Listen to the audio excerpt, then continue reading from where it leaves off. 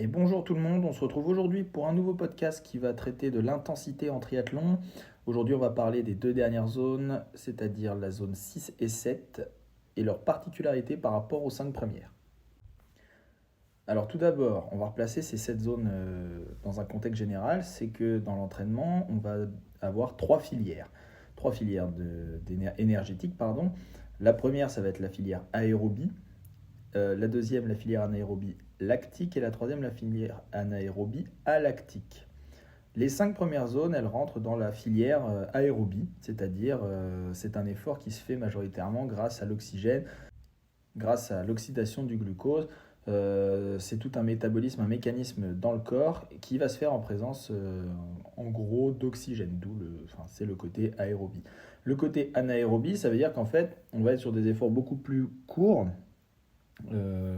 On va avoir une dégradation incomplète des substrats, c'est-à-dire grosso modo le carburant qu'on va utiliser, il va être rapidement épuisé et le corps ne va pas être capable de le recréer en continu comme c'est le cas dans la première filière. Donc les filières en fait anaérobie, ça va être sur de l'effort très intense, voire maximal, donc sur du 800 en course à pied jusqu'au aux 100 mètres par exemple, sur des 50-100 mètres en natation. Et à vélo, ça va être pareil, ça va être des sprints très, très courts ou alors des ascensions de boss très punchy. Donc aujourd'hui, on va un peu détailler ce que sont du coup les deux filières anaérobie lactique et alactique, donc les zones 6 et 7.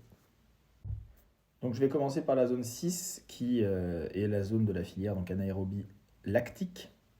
Donc ça veut dire qu'en fait, pendant l'effort qui va se prolonger et qui va être très très très intense, on va avoir production d'acide lactique. Donc l'acide lactique, ça va être composé de deux choses principalement.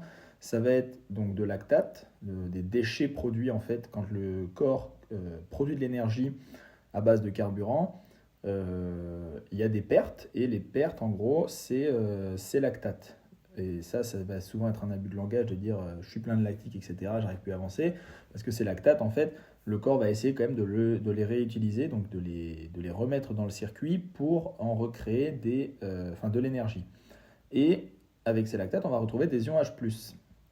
Les ions H+, c'est grosso modo l'acidité. C'est ce qui va entraîner l'arrêt de l'activité. C'est ça qui brûle, c'est cette sensation de brûlure. C'est plus les muscles et le sang sont gorgés d'acidité, plus en fait ils vont être moins ils vont être capables de produire un effort et donc de maintenir justement cette intensité. La zone 6, donc la filière lactique, ça va être des intervalles qui vont aller autour de 40 secondes à 1 minute 30, sachant que le pic va être autour des 50 secondes. C'est ce moment-là où on est vraiment dans cette sensation très connue de je suis lactique, c'est-à-dire je suis à bloc, j'ai le goût de sang dans la bouche, j'ai les cuisses, les bras, tout ce que je veux gorgé de fatigue, etc. Voilà. Ça va être des efforts avec une grosse récupération parce qu'en fait à chaque fois on va essayer de pousser jusqu'au maximum dans la durée et donc du coup par exemple si on fait en course à pied 3 fois 400 mètres, entre les 400 mètres on va mettre plus de 5 minutes de récup passive pour permettre de bien récupérer et à chaque fois de produire un effort maximal. En natation ça va par exemple être 4 fois 75 mètres à bloc, pareil avec énormément de récup sur place. Si on compare ça avec la filière zone 7, donc la filière anaérobie alactique, en fait, ça va être surtout la durée d'effort. Parce que les récup, dans les deux cas, sont assez conséquentes parce qu'on va rechercher à chaque fois à produire le maximum de force, le maximum de performance sur chaque répétition. Donc la filière alactique, ça va être le sprint. Ça va être les 100 mètres, 200 mètres en course à pied. Ça va être les 25-50 mètres en natation. Ça va être les sprints en vélo. Ça va être la plus grosse intensité que vous êtes capable de mettre sur un effort de 5 à 10-12 secondes. Et donc à l'entraînement, ce qu'on va travailler, c'est ce qu'on appelle la vitesse max. Ça va être des répétitions très très courtes. Là, ça va être inférieur par exemple en course à pied à 10 secondes. Ça va être en vélo, pareil, des sprints très courts. En natation, pareil, ça peut être aussi en natation, par exemple, de la survitesse, c'est-à-dire travailler avec des palmes, etc., pour vraiment produire le maximum de vitesse, l'effort le plus maximal possible. Et ça, par contre, c'est pareil. Par exemple, si on fait 6 répétitions de 8 secondes de sprint pour travailler au maximum, en fait, à chaque fois, il va falloir que sur les 8 secondes, on sprint. Donc, comment on fait? Eh ben, on met, par exemple, 8 secondes de sprint, 8 minutes de récup. Sur place, on ne fait rien, on marche un peu pour se détendre les jambes, etc.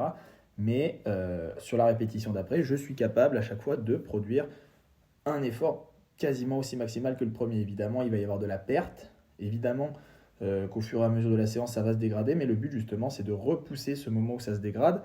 Par exemple, si je suis sprinter, je vais reproduire le maximum de sprint pour que le jour de la course, quand j'en ai qu'un seul, je suis capable de le produire au mieux et au maximum de mes capacités.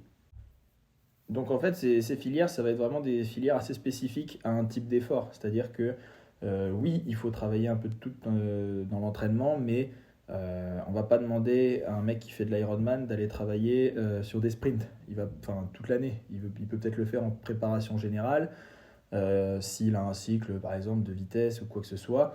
Mais il n'y a pas forcément d'intérêt quand on fait du long, du très très long, de travailler ce genre de filière. Ça va être des filières qui vont apporter à la performance en triathlon plutôt sur les courtes distances parce que ça va être des efforts, ça va être des efforts qui vont nous permettre en fait en compétition quand on fait par exemple du triathlon sprint, par exemple en Grand Prix où c'est en fait une course tactique où il va falloir être placé, être capable de relancer.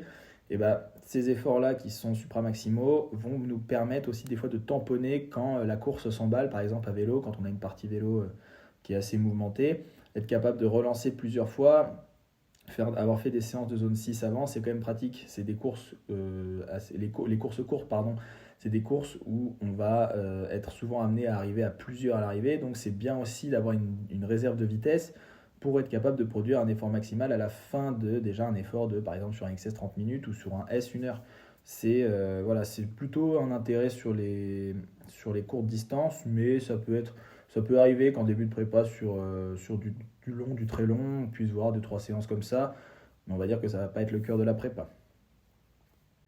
Voilà, on arrive à la fin de ce podcast. J'espère que ça vous aura aidé, que vous aurez compris ces deux zones.